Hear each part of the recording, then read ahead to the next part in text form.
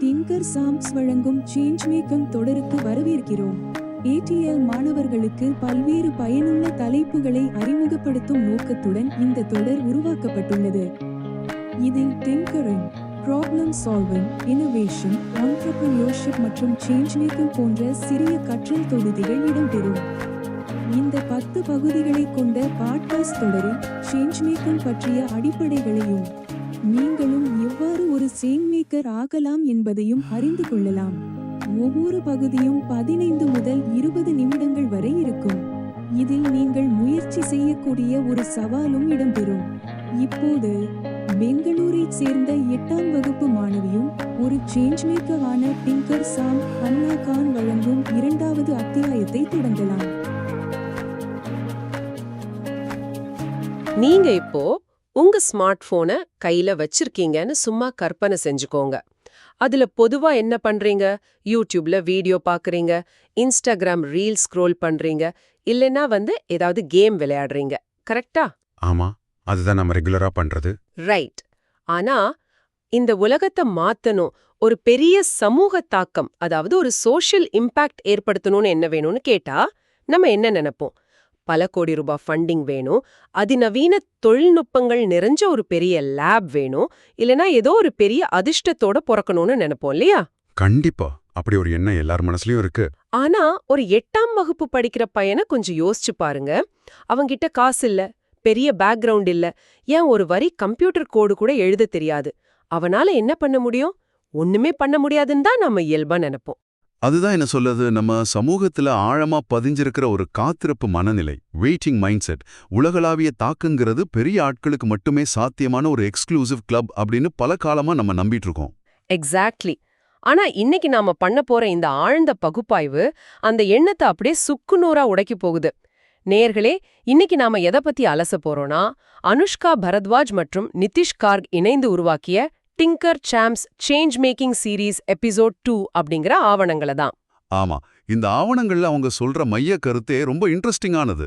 ஆமா, அதாவது நீங்க சாதாரணமா வீடியோ பார்க்க பயன்படுத்துற அதே சாதனம் இந்த உலகத்தையே மாற்றி அமைக்கக்கூடிய ஒரு பவர்ஃபுல் கருவி அப்படிங்கறது தான் அதோட கோர் பாயிண்ட். எந்த பின்புலமும் இல்லாத ஒரு புதிய தலைமுறை எப்படி உருவாக்கிட்டு வராங்கன்னு இந்த சோர்ஸ் மெட்டீரியல் மிக தெளிவா காட்டுது.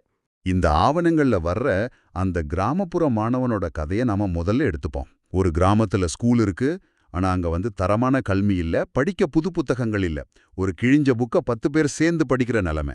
ரொம்ப கஷ்டமான ஒரு சூழல் இது. ஆமா, பொதுவா இப்படி ஒரு சூழல் வந்தா கவர்மெண்ட் எப்போ புது லைப்ரரி கட்டும், இல்லனா ஸ்கூல் மேனேஜ்மெண்ட் எப்போ புக்ஸ் வாங்குவாங்கன்னு காத்துட்டு இருக்கிறதான வழக்கம். அதுதான் நீங்க முதல்ல சொன்ன அந்த வெயிட்டிங் மைண்ட் செட். யாராவது பிரச்சனையை தீர்ப்பாங்கன்னு நம்ம அப்படியே உட்கார்ந்துருவோம். கரெக்ட். ஆனா அந்த இடத்துல தான் இந்த மாணவன் மாறுபடுறான். அவனும் மத்தவங்கள மாதிரி காத்துட்டு இருக்கல. ஊர்ல எல்லாரும் குப்பைன்னு தூக்கி போட்ட பழைய உடைந்த டேப்லெட்டுகள் அப்புறம் கம்ப்யூட்டர்களை தேடி போய் கலெக்ட் பண்றான். ஒரு நிமிஷம். வேஸ்ட் ஆகுற பொருட்களை வச்சு அவன் என்ன பண்ண முடியும்? அதுல பாதி ஸ்கிரீன் உடைஞ்சிருக்கும், பேட்டரி ஒர்க் ஆகாது. அதை அப்படியே வச்சுக்கிட்டு என்ன பண்றது? அதான் ட்விஸ்ட். அந்த பொருட்களை அவன் குப்பையா பார்க்கல.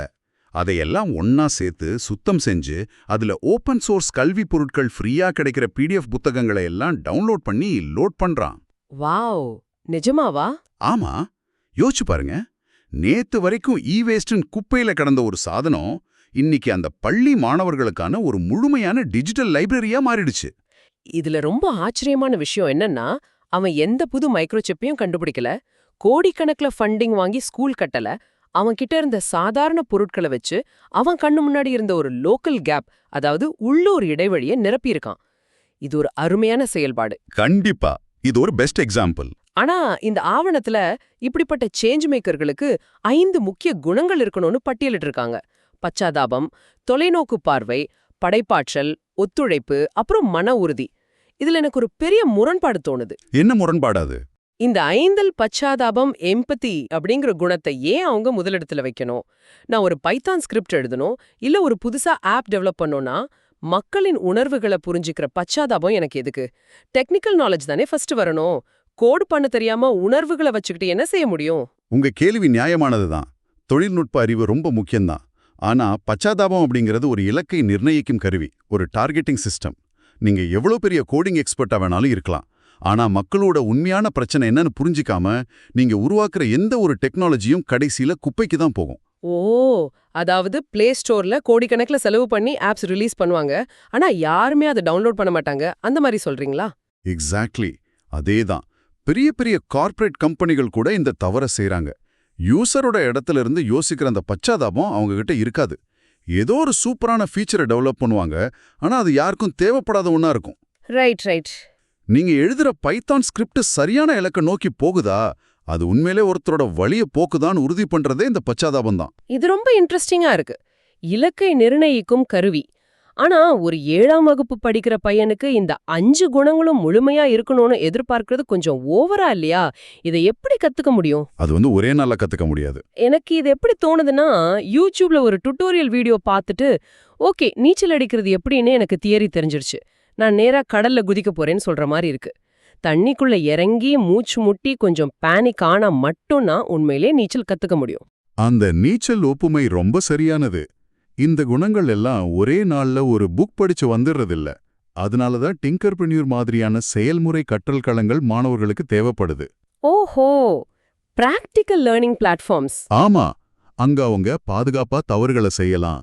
தியரியா படிக்காம சின்ன சின்ன கார்ட்போர்ட் மாடல் செஞ்சு பாப்பாங்க. அது ஃபெயில் ஆகும். அந்த தோல்வியிலிருந்து மன உறுதி கிடைக்குது. மத்தவங்க கிட்ட ஃபீட்பேக் கேட்கும்போது கொலாபரேஷன், அதாவது ஒத்துழைப்பு வளருது. இந்த இடத்துல ஒரு பெரிய மைண்ட் செட் ஷிஃப்ட் பத்தி ஆவணங்கள் ரொம்ப அழுத்தமா பேசுது. அதாவது கன்சியூமர் நிலையிலிருந்து கிரியேட்டரா மாறுறது. நீங்க இப்ப இந்த ஆடியோவை கேட்டுட்டு இருக்கீங்க நேயர்களே, நீங்க யோசிச்சு பாருங்க, போனை எடுத்தா நாம என்ன பண்றோம்? மத்தவங்க உருவாக்குன ஆப்ஸை யூஸ் பண்றோம். ஆமா, எப்பவுமே யூசரா தான் இருக்கும். இந்த ஆப்பை எப்படி யூஸ் பண்றது அப்படிங்கிற கேள்வியிலிருந்து ஒரு இம்பாக்டை உருவாக்குற ஆப்பை நான் எப்படி கிரியேட் பண்றது அப்படிங்கிற கேள்விக்கு மாறுறது தான் இந்த மைண்ட் செட் ஷிஃப்ட். தொழில்நுட்பம் அப்படிங்கிறது உங்க திறனை பரமடங்கு ஆக்குற ஒரு கருவி.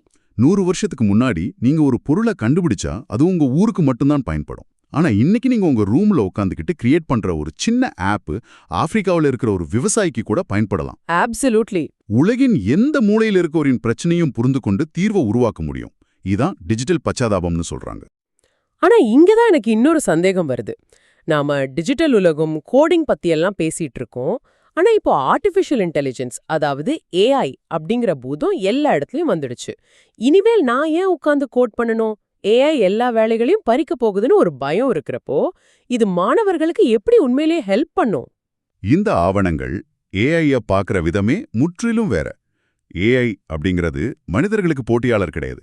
அது ஒரு மிக வேகமான ரிசர்ச் அசிஸ்டன்ட் மட்டுமே. ரிசர்ச் அசிஸ்டண்டா? கொஞ்சம் விளக்கமா சொல்ல முடியுமா? அது என்ன பண்ணும்? பல ஆயிரம் டேட்டாவை அனலைஸ் பண்றது, பெரிய எக்ஸல் ஷீட்டுகளை பகுப்பாய்வு செய்யறது, வானிலை பேட்டர்ன்களை கண்டுபிடிக்கிறது மாதிரி மிஷின் வேலைகளை ஏஐ கிட்ட ஈஸியா கொடுத்துடலாம். ஓகே, புரிஞ்சுது. ஆனா அந்த டேட்டாவை பார்த்து ஒரு சமூகத்தோட வலியையோ தேவையோ உணர்ந்துக்கிற சக்தி ஏஐக்கு கிடையாது. ஓ, அப்போ டேட்டாவை அனலைஸ் பண்ற வேலையை ஏஐ பண்ணும். ஆனா நாம முன்னாடி பேசின அந்த பச்சாதாபம், தலைமை பண்பு, எந்த பிரச்சனைக்கு முன்னுரிமை கொடுக்கணும் அப்படிங்கிற முடிவை மனிதர்களால மட்டும்தான் எடுக்க முடியும். எக்ஸாக்ட்லி. ஏஐக்கு உணர்வுகள் கிடையாது. இயந்திரத்தனமான வேலைகள் அதன் கிட்ட கொடுத்துட்டு நான் முழுமையா மனிதர்களா செயல்பட முடியும். இது நம்ம மாணவர்களுக்கு கிடைச்சிருக்க ஒரு மிகப்பெரிய வரப்பிரசாதம். ஓகே, இதெல்லாம் கோட்பாடுகள் அளவுல கேட்க ரொம்ப நல்லா இருக்கு. ஆனா ரியல் லைஃப்ல இது எப்படி ஒர்க் ஆகுது? பெரிய லெவல்ல சிந்திக்கிறவங்களுக்கும் சின்ன அளவுல பிரச்சனையை சால்வ் பண்ற மாணவர்களுக்கும் இந்த அப்ரோச் ஒண்ணுதான்னு ஆவணங்கள் சில உதாரணங்கள் மூலமா சொல்லுது. ஆமா, நிறைய எடுத்துக்காட்டுகள் கொடுத்திருக்காங்க. எலான் மஸ்க் எப்படி மின்சார வாகனங்கள்ல இருந்த தேக்க நிலையை உடைச்சாரு, பால்குனி நாயர் எப்படி நைகா மூலமா அழகு சாதன பொருட்கள் சந்தையில இருந்த இடைவெளியை கண்டுபிடிச்சாங்கன்னு நிறைய சொல்றாங்க. ஆனா எனக்கு நந்தன் நிலைக்கனி மற்றும் ரித்தேஷ் அகர்வால் இவங்களுடைய உதாரணங்கள் ரொம்ப பிடிச்சிருந்தது. ஆமா, நந்தன் நிலைக்கனி இந்தியால கோடிக்கணக்கான மக்களுக்கு ஒரு சரிபார்க்கக்கூடிய டிஜிட்டல் ஐடென்டிட்டி இல்ல அப்படிங்கிற மிகப்பெரிய குறைய உணர்ந்தாரு. அந்த பச்சாதாபத்தோட வெளிப்பாடுதான் ஆதார். கரெக்ட். அதே மாதிரி ரித்தேஷ் அகர்வால் தன்னோட 19 வயசுல நிறைய பட்ஜெட் ஹோட்டல்ஸ்ல தங்கி பார்த்தாரு. எங்கேயுமே ஒரு ஸ்டாண்டர்டான தரம் இல்ல, கஸ்டமர்ஸ் கஷ்டப்படுறாங்கன்னு உணர்ந்தாரு. அந்த இடைவெளியை அடைக்கத்தான் ஓயோ உருவாக்குனாரு. இதெல்லாம் பெரிய பிசினஸ், பெரிய டெக்னாலஜி. ஆனா இதுக்கும் ஒரு சாதாரண ஸ்கூல் பையனுக்கும் என்ன சம்பந்தம்? அந்த 6ஆம் வகுப்பு பையனோட கதைய பாருங்க. அவன் ஸ்கூல்ல நிறைய பசங்க திடீர்னு ஸ்கூலுக்கு வராம டிராப் அவுட் ஆகுறத பாக்குறான். அது ஒரு பெரிய பிரச்சனை தானே? ஆமா, அதுக்கு அவன் பெரிய சாஃப்ட்வேர் ஏதோ கண்டுபிடிக்கல, ஒரு சாதாரண எக்ஸெல் ஷீட் உருவாக்குறான். தொடர்ச்சியா 2 நாள் ஒரு பையன் கிளாஸ்க்கு வரலன்னா உடனே டீச்சருக்கு ஒரு அலர்ட் போகும்.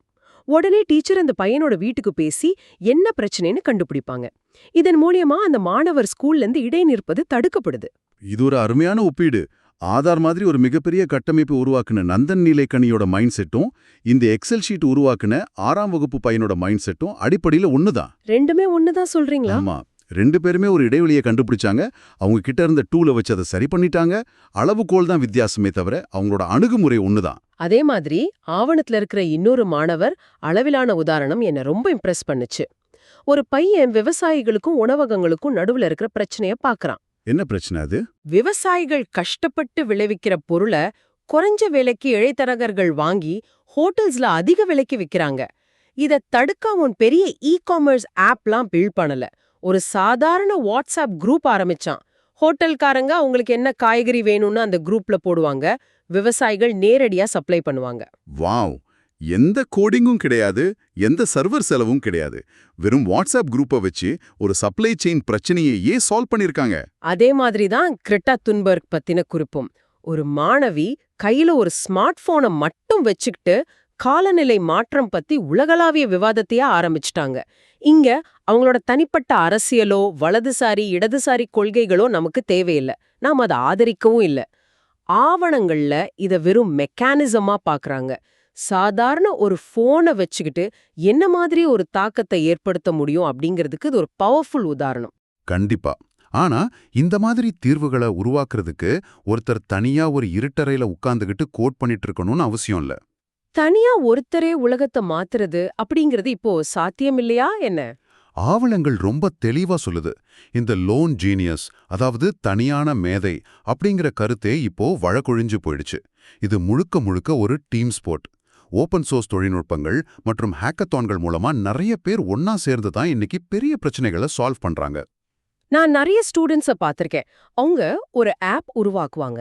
அது வேலை செய்யலனாவோ இல்ல கிராஷ் ஆயிடுச்சோ உடனே அதை ஒரு பெரிய தோல்வியா நினைச்சு சே நமக்கு இது வராதுன்னு அப்படியே விட்டுடுவாங்க. அது ஒரு தவறான பார்வை. தொழில்நுட்ப உலகத்துல தோல்வி அப்படிங்கிறது முற்றுப்புள்ளியே கிடையாது. தோல்வி என்பது வெறும் தரவு மட்டுமே. Failure is just data. தோல்வி என்பது வெறும் டேட்டா. இது ரொம்ப ரொம்ப ஆழமான பாயிண்ட். உங்க ஆப் வேலை செய்யலனா அதுக்கு அர்த்தம் நீங்க லாயக் இல்லைன்னு இல்ல. அந்த குறிப்பிட்ட பட்டன் வேலை செய்யல இல்ல அந்த டிசைன் யூசருக்கு புரியல அப்படிங்கிற டேட்டா உங்களுக்கு கிடைச்சிருக்கு. ஆமா, அந்த டேட்டாவை வச்சு அடுத்த படியை நோக்கி குறையின்றி நகரலாம். அப்போ ஆப் கிராஷ் ஆனா அதை மறைக்க தேவையே இல்ல. லிங்க்டின்லயோ கிட்ஹப்லயோ யூடியூப்லயோ என் ஆப் கிராஷ் ஆயிடுச்சு எனக்கு இந்த எரர் வருதுன்னு போடுறது அவமானம் இல்ல. அது ஹெல்ப்கான ஒரு சிக்னல் ஃபிளேர் மாதிரி. நீங்க அதை வெளிப்படையா போடும்போது உலகத்தோட வேறொரு மூலையில இருக்கிற ஒரு டெவலப்பர் பார்த்துட்டு அட இந்த பிழைய நான் சரி செய்யறேன்னு முன் வரலாம். கரெக்ட். இதன் மூலமா உங்களுக்கு ஒரு வழிகாட்டியோ புது கூட்டாளியோ கிடைக்கலாம். அந்த வெளிப்படைத்தன்மை தான் உங்களுக்கான ஒரு பாரம்பரியத்தை, அதாவது லெகசியை உருவாக்குது. நீங்க விட்டுட்டு போற சின்ன சின்ன தீர்வுகள் கூட வருங்கால சமூகத்துக்கு ரொம்ப பயன்படும். இதையெல்லாம் கருத்தில் கொண்டுதான் இந்த ஆவணங்கள் மாணவர்களுக்கு ஒரு 3 படி சவாலை முன்வைக்குது. நீங்க இப்போ அதை கேட்டுட்டு இருக்கீங்கல்ல நேயர்களே, இது உங்களுக்கான நேரடி சேலஞ்ச். கவனமா கேட்டுக்கோங்க. முதல் படி, உங்க தெருவுலயோ ஸ்கூல்லயோ காலேஜ்லயோ இருக்கிற ஒரு உண்மையான பிரச்சனைய கண்டுபிடிங்க. அது ரொம்ப பெரிய உலக வெப்பமயமாதல் பிரச்சனையா இருக்கணும்னு அவசியம் இல்ல. உங்க ஊர்ல இருக்கிற ஒரு சின்ன பிரச்சனையா கூட இருக்கலாம். சூப்பர். அப்புறம் 2ஆம் படி, அந்த பிரச்சனைக்கு எப்படி டெக்னாலஜியை வச்சு தீர்வு காணணும்னு யோசிங்க. அது ஒரு ஆப்பா இருக்கலாம், வெப்சைட்டா இருக்கலாம், இல்ல நாம முன்னாடி பார்த்த மாதிரி ஒரு சாதாரண வாட்ஸ்அப் குரூப் தளமா கூட இருக்கலாம். 3ஆம் படி, இதுதான் ரொம்ப முக்கியம். ஐடியாவோட மட்டும் நின்னுடாதீங்க. அதை செயல்படுத்தி உலகத்தோட பார்வைக்கு ரிலீஸ் பண்ணுங்க. Launch it. அது முழுமை அடையாம பாக்குறதுக்கு சுமாரா இருந்தாலும் பரவாயில்ல. செயல்ல இறங்குறது தான் இங்க மேட்டர். இதோட ஒட்டுமொத்த சாராம்சமே இதுதான். மாற்றத்தை உருவாக்குறவங்க எந்த ஒரு சூப்பர் பவர்ஸோடும் பிறக்கறதில்ல. அவங்க எந்த பேக்ரவுண்ட்ல வராங்க அப்படிங்கிறதும் முக்கியம் இல்ல. அவங்க எடுக்கிற முடிவுகளாலும் தங்களை சுற்றியுள்ள பிரச்சனைகளை தீர்க்க அவங்க காட்டுற தைரியத்தாலும் தான் அவங்க தலைவர்களா உருவாக்கப்படுறாங்க. ரொம்ப சரியா சொன்னீங்க. தொழில்நுட்பம் அப்படிங்கிறது உங்க பலத்தை பெருக்கிற ஒரு கருவி. தொழில் முனைவு உங்களுக்கு அதற்கான வழியை காட்டுது, அதை செயல்படுத்தும் களத்தை டிங்காப்ரனியார் மாதிரியான தளங்கள் வழங்குது. எந்த ஒரு பெரும் மாற்றமும் இதை நான் ஏன் சரி செய்யக்கூடாது அப்படிங்கிற ஒரு சின்ன கேள்வியில தான் தொடங்குது. ஆமா, அந்த ஒரு கேள்விதான் அத்தனைக்கும் ஆரம்பம். நாம இந்த டீப் டைவோட இறுதி பகுதிக்கு வந்துட்டோம். நீங்க இந்த ஆடியோவை க்ளோஸ் பண்றதுக்கு முன்னாடி உங்ககிட்ட ஒரு சிந்தனையை முன்வைக்க விரும்புறேன். இதை சற்று அமைதியா யோசிச்சு பாருங்க. நாம ஆரம்பத்துல பேசின அந்த எந்த வசதியும் இல்லாத 8ஆம் வகுப்பு மாணவனை மனசுல வச்சுக்கோங்க. தோல்வி அப்படிங்கறத இல்ல, அது வெறும் டேட்டா தான். அதே சமயம் கஷ்டமான மிஷின் வேலைகள் எல்லாத்தையும் செய்ய ஏஐ உங்களுக்கு ஒரு சூப்பர் அசிஸ்டண்டா இருக்கு. இப்படி ஒரு நிலைமையில நான் எதில் ஈடுபட்டாலும் வெற்றி நிச்சயம், எனக்கு தோல்வியே வராது அப்படிங்கிற ஒரு மாயாஜால சக்தி உங்களுக்கு இருந்தா, இன்னைக்கு உங்க சொந்த ஊர்ல இருக்கிற எந்த பிரச்சனையை நீங்க முதல்ல சால்வ் பண்ண ஆரம்பிப்பீங்க? விடை உங்க கையில தான் இருக்கு.